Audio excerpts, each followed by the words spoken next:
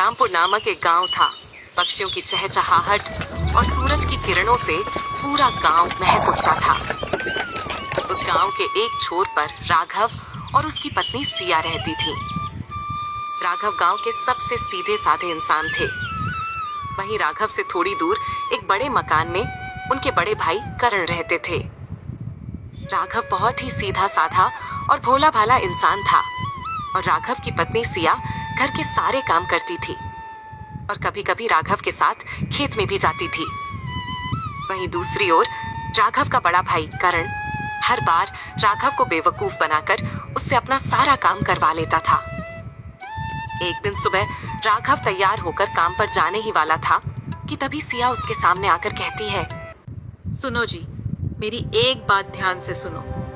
तुम्हारे सीधेपन का फायदा हर कोई उठाता है और सबसे ज्यादा तुम्हारे अपने भैया। वो तुम्हारी अच्छाई का फायदा उठाकर तुम्हें हर बार बेवकूफ बनाते हैं और अपना सारा काम तुमसे करवा लेते हैं। तुम्हें ये सब समझ क्यों नहीं आता?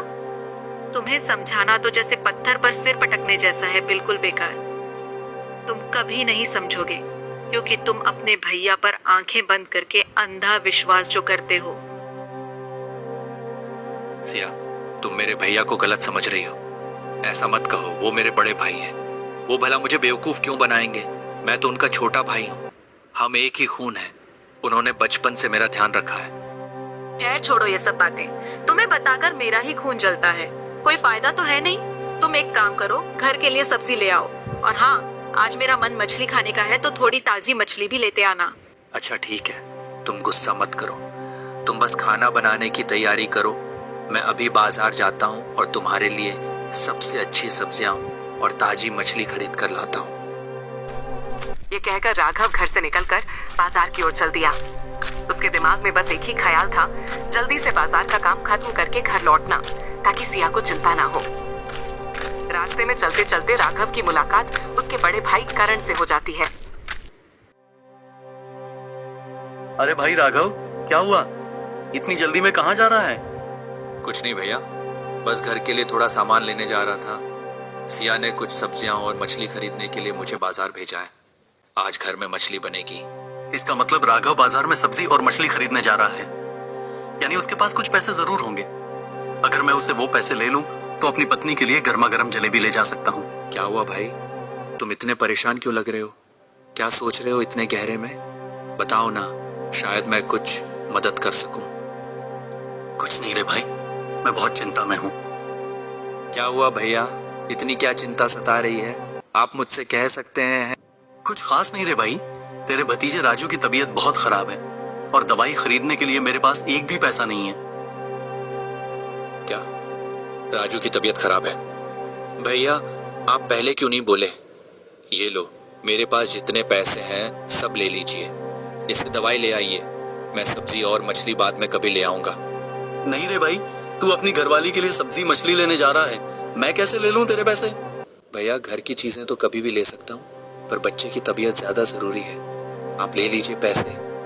कर्ण ने मुस्कुराकर पैसे ले लिए और कहा, ठीक है भाई, तू सच्चा भाई है, भगवान तुझे खुश रखे।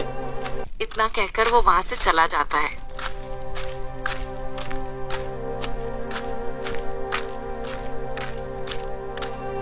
राघव बिना कुछ लिए ही घर वापस लौट जाता है। घर पर सिया गुस्से से खड़ी उसको बोलती है, कहाँ रह गए थे इतने देर? और सब्जियां कहाँ हैं? सिया, रास्ते में भैया मिले थे। राजू की तबीयत खराब थी इसलिए मैंने पैसे उन्हें दे दिए थी। हे भगवान, फिर वही बात। मैंने तुमसे क्या कहा था, किसी की बातों में मत आना, और तुम फिर वही गलती कराए। उनकी आंखों में बहुत दर्द था, मुझे लगा मुझे उनकी मदद करनी चाहिए। चुप हो जाओ, एक शब्द भी मत कहना। सुनो, मुझे तुम्हारी कोई कहानी नहीं सुननी कि क्या हुआ और क्या नहीं। और सच कहूं तो मैं अब जानना भी नहीं चाहती। सिया, तुम ही सोचो, इस दोपहर में मुझे भला कौन काम देगा? सब अपने अपने काम में लगे हैं। अभी इस समय काम ढूंढना बहुत मुश्किल है। तुम थोड़ा समझने की कोशिश करो। अगर आज घर में मछली नहीं आई तो समझ लेना कि इस घर में चूल्हा नहीं चलेगा। मैं खाना ही नहीं बनाऊंगी। ठीक है सिया, तुम इतना गुस्सा मत करो, थोड़ा शांत हो जाओ। मैं तुम्हारी इच्छा जरूर पूरी करूंगा। मैं अभी जा रहा हूँ और देखता हूँ कि कहीं कोई काम मिलता है या नहीं। मैं खाली हाथ नहीं लौटूंगा। उसके बाद सिया रसोई घर में जाती है। राघव जंगल के रास्ते पर चलने लगा। उसके मन में गहरी निराशा थी। उसे पता नहीं था कि कहाँ जाए, क्या करे। कुछ दूर जाने पर उसे एक पेड़ के नीचे एक साधु बाबा दिखाई दिए। प्रणाम साधु बाबा, आपको मेरा प्रणाम। मुझे आपको देखकर आश्चर्य हुआ। इतने घने जंगल में जहाँ कोई आता जाता नहीं, आप यहाँ अकेले बैठकर क्या कर रहे हैं? तू बहुत भोला भाला और सीधा साधा इंसान है। मैं तेरे बारे में सब कुछ जानता हूँ। मैं जानता हूँ कि तू यहाँ अपनी पत्नी के डर से आया है, क्योंकि तेरी पत्नी ने तुझे बाजार करने के लिए पैसे दिए थे और तूने वो पैसे अपने भाई को दे दिए। मेरी पत्नी हमेशा कहती है कि रामपुर के सभी लोग मेरी सादगी का फायदा उठाकर मुझसे अपने सारे काम करवाते हैं। मुझे कभी यकीन नहीं होता था। क्या सच में ऐसा है साधु बाबा? सब तेरी अच्छाई का फायदा उठाकर तुझसे अपने काम करवाते हैं, लेकिन तू चिंता मत कर। इतना कहकर साधु बाबा अपने चमत्कार से एक जादुई पोटली प्रस्तुत करते हैं। उसके बाद साधु राघव को वो जादुई पोटली दे देते हैं। उन बीजों को खेत में बो देना और उन बीजों से जादुई फसल पैदा होगी। राघव खुश हो गया। उसने साधु बाबा को धन्यवाद दिया और उस बीज की पोटली लेकर घर लौट आया। उसके मन में एक नई आशा जाग गई। राघव घर जाकर सारी बातें सिया को बताता है।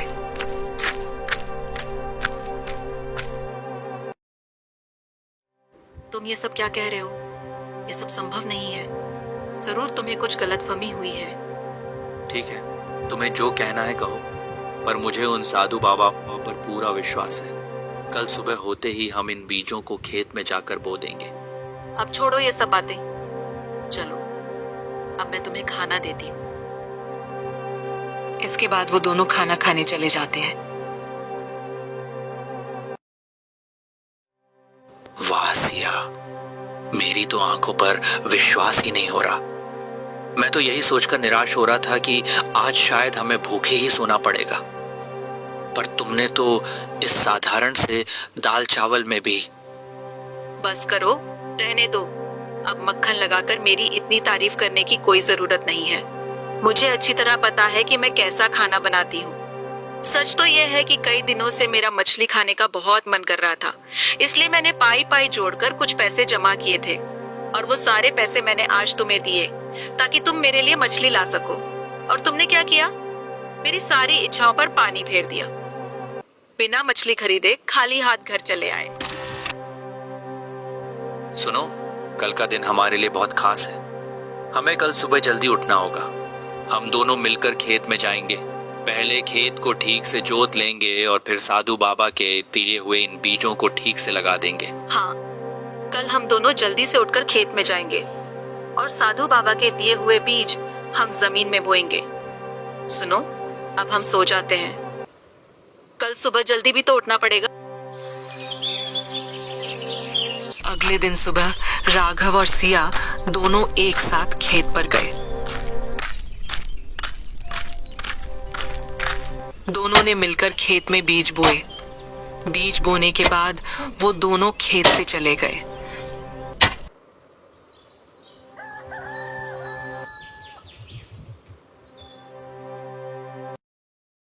सुनो सिया, मुझसे अब और इंतजार नहीं हो रहा। मैं जरा खेत में जाकर देखना चाहता हूँ कि हमारी जादुई फसल का क्या हुआ। अकेले मत जाओ, मैं भी तुम्हारे साथ खेत चलूंगी। आखिर मैं भी तो देखना चाहती हूँ कि उन जादुई बीजों का कुछ असर हुआ भी है या नहीं। क्या वो सब सिर्फ एक कहानी थी? देर नहीं करनी चाहिए, हमें खेत में चलना ही होगा। देखते हैं वहां क्या चमत्कार हुआ है। कुछ देर बाद वो दोनों वापस खेत में जाते हैं और खेत में जाकर वो दोनों हैरान रह गए। बस कुछ ही घंटे में उनके खेत में छोटे छोटे पौधे निकल आए थे और पूरा खेत फिर से हरा हो गया था। सिया, देखो तो जरा, हमने कल ही तो बीज बोए थे और आज देखो हमारा पूरा खेत इन सुंदर छोटे छोटे पौधों से भर गया है। ये एक चमत्कार है। मैं अपनी आंखों से वही चमत्कार देख रही हूँ। देखते ही देखते उनकी जादुई फसल पक गई। देखो सिया, हमारी मेहनत रंग ला रही है। बस कुछ दिनों की बात और है, फिर हमें ये फसल काटनी होगी। देखो, धान के दाने भी पकना शुरू हो गए हैं। शायद इस बार रामपुर में सबसे अच्छा फसल हमारी हुई है। हाँ, तुमने बिल्कुल सही कहा। मैंने पूरे रामपुर में घूमकर देखा है, किसी की भी फसल इतनी अच्छी नहीं हुई। इस बार पूरे रामपुर में सबसे सुंदर और लहलहाती फसल हमारे ही खेत की है। ये देखकर मन को कितनी शांति मिल रही है। उन्होंने फसल काटकर बाजार में बेचना शुरू कर दिया। कुछ ही समय में उन्होंने बहुत पैसा कमाया और रामपुर में सबसे बड़ा मकान भी बना लिया। राघव और उसकी पत्नी की इस सफलता की खबर कर्ण के कानों तक पहुंची। कर्ण ईर्ष्या से जलने लगा। कर्ण राघव के खेत पर गया। राघव के खेत में इतनी फसल और इतना बड़ा मकान देखकर उसे बहुत गुस्सा आया। उसने मन ही मन तय किया कि कुछ भी करके राघव की सारी फसल बर्बाद कर देगा। एक रात कर्ण कुछ जहरीले कीड़े लेकर राघव के खेत में छोड़ आया। उन कीड़ों के कारण राघव की फसल बर्बाद हो गई। अगले दिन सुबह जब राघव और सिया खेत में आते हैं तो अपनी फसल देखकर हैरान रह जाते हैं। हे भगवान, ये क्या हो गया? ये सब कैसे हुआ?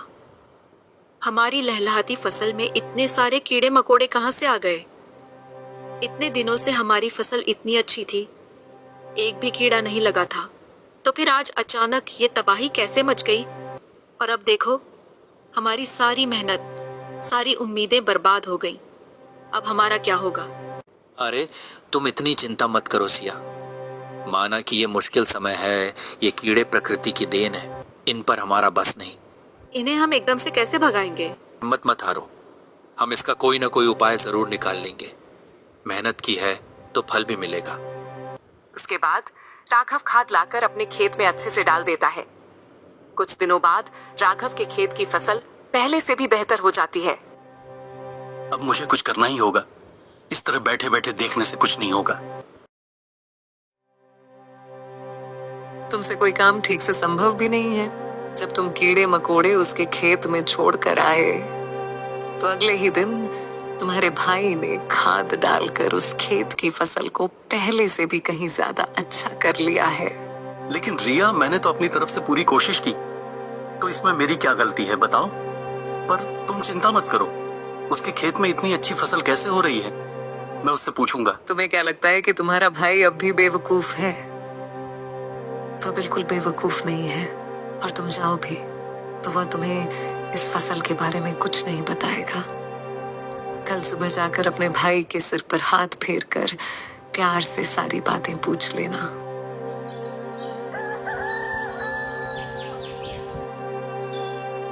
अगले दिन सुबह राघव अपने खेत में जा रहा था। रास्ते में उसे अपना भाई करण मिला। अरे राघव भाई, तू तो बहुत बड़ा आदमी हो गया रे। तू तो अकेले अकेले अमीर होता जा रहा है। क्या एक बार भी अपने भाई की याद नहीं आती? एक बार भी मुझसे पूछा नहीं कि भैया कैसे हो? अब तेरे पास इतने पैसे हो गए हैं इसलिए इतना घमंड हो गया है। और तेरे खेत में इतनी फसल कैसे होती है कि तेरी फसल इतनी सुंदर है और देखते ही देखते इतना बड़ा घर बना लिया? नहीं नहीं भैया, आप ऐसा क्यों कह रहे हैं? ऐसी कोई बात नहीं है। आप मेरे बड़े भाई हैं और हमेशा रहेंगे। आपके सामने मैं भला क्या बड़ा आदमी बनूंगा। दरअसल एक दिन मैं जंगल में लकड़ी काटने गया था। उस जंगल में मुझे एक साधु बाबा मिले थे। उन साधु बाबा ने मुझे कुछ बीज दिए, जिसके बाद मैंने उन बीजों को अपने खेत में बो दिया। तो मतलब इतनी सुंदर फसल के बीज उस साधु बाबा ने दिए हैं? हाँ भैया, ये सब उन्हीं साधु बाबा की कृपा है। आपको भी एक बार उन बाबा से मिलना चाहिए। वे बहुत अच्छे मन के इंसान हैं। मुझे पूरा विश्वास है कि आप जब अपनी परेशानी बताएंगे तो साधु बाबा आपकी मदद जरूर करेंगे। अच्छा ठीक है भैया, आपसे मिलकर अच्छा लगा। अब मैं खेत की तरफ जाता हूँ, वहाँ अभी बहुत काम बाकी है। फिर मिलते हैं।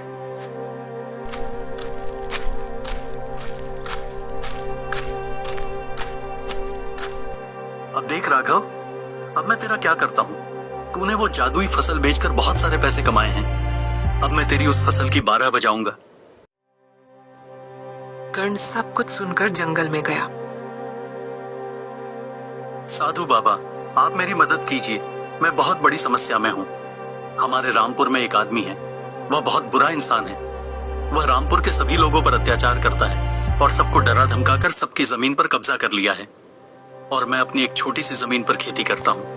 बाबा, मैं चाहता हूँ कि आप मुझे ऐसी कोई चीज दें जिससे मैं जब उसके खेत में डालूं तो उसकी सारी फसल बर्बाद हो जाए, और ऐसी कोई चीज दीजिए जिससे मेरे खेत की फसल और भी अच्छी हो जाए। कर्ण की बात सुनकर साधु बाबा उसे 2 जादुई पोटलियां देते हैं।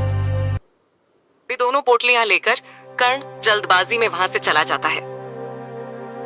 अरे पागल, तू जिसकी फसल का नुकसान करने जा रहा है उसकी फसल जादुई फसल है और मेरे दिए हुए बीजों से ही उसके खेत में फसल हुई है, और तू वह पोटली लेकर इतनी जल्दी चला गया। मैंने तुझे यह भी नहीं बताया कि किस पोटली में कौन सी जादुई शक्ति है। तुमने अपनी जिंदगी का सबसे अच्छा काम आज किया है। आज रात धीरे धीरे जाकर अपने भाई के खेत में यह एक जादुई शक्ति डाल देना, फिर देखना उसकी सारी फसल बर्बाद हो जाएगी। और दूसरी जादुई शक्ति अपने खेत में डाल देना, देखना तुम्हारे खेत की फसल बहुत सुंदर होगी और तुम्हें ज्यादा मेहनत भी नहीं करनी पड़ेगी। तुमने सही कहा रिया, अब हम अपने भाई राघव से भी ज्यादा अमीर हो जाएंगे। अब मेरे भाई राघव का सर्वनाश होगा। अब देख राघव, सुबह होते ही तू माथे पर हाथ रखकर रोना शुरू कर देगा।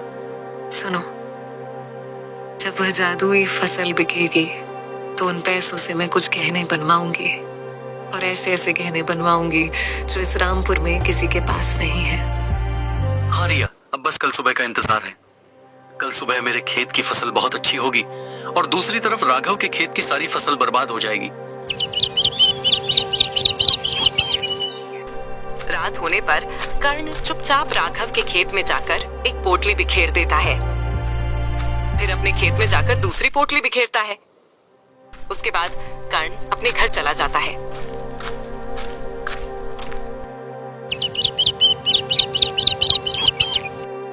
अब हमें अपनी जादुई फसल देखने जाना है, और चलिए राघव की जो फसल बर्बाद हुई है वह भी देख कर आते हैं। अगले दिन सुबह कर्ण और उसकी पत्नी अपने खेत में जाकर हैरान रह गए। उनका अपना खेत पूरी तरह से बर्बाद हो गया था। अरे ये तुमने क्या कर दिया? तुमने तो गलत जादुई शक्ति अपने खेत में डाल दी। तुमसे कोई काम ठीक से नहीं होता।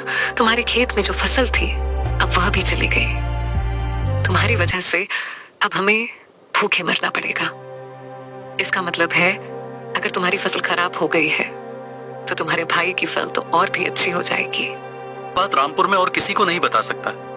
आज इतने लालच के कारण मेरा इतना बड़ा सर्वनाश हो गया।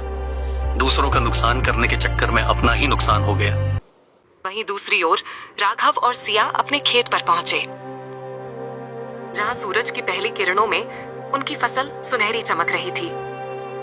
फसल पहले से भी अधिक सुंदर और हरी भरी हो चुकी थी।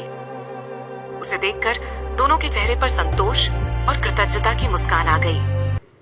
उस पल राघव और सिया ने एक प्रण लिया कि इस फसल से मिलने वाले धन का एक हिस्सा वे रामपुर के गरीब और जरूरतमंद लोगों की मदद में लगाएंगे, क्योंकि उन्होंने खुद वो दिन देखे थे जब भूख और संघर्ष ने उन्हें तोड़ दिया था। और अब जब किस्मत मुस्कुरा रही थी, उन्होंने तय किया कि वे अपनी खुशियां बांटकर ही जीवन को सार्थक बनाएंगे।